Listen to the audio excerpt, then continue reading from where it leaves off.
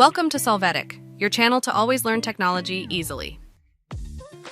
Below in the description, you will find useful links we used in this video.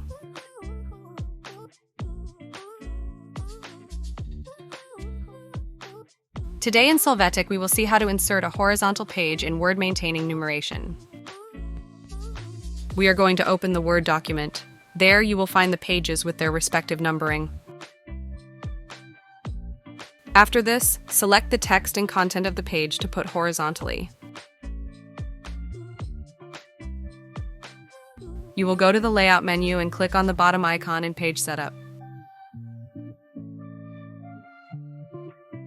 Here, check the landscape option. In the field Apply to, choose selected text. When you click on OK, you will see that single horizontal page without its numbering being affected.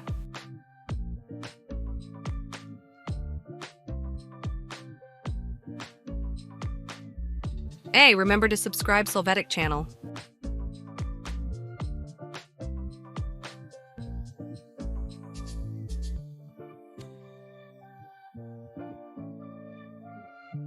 We hope it has been helpful for you.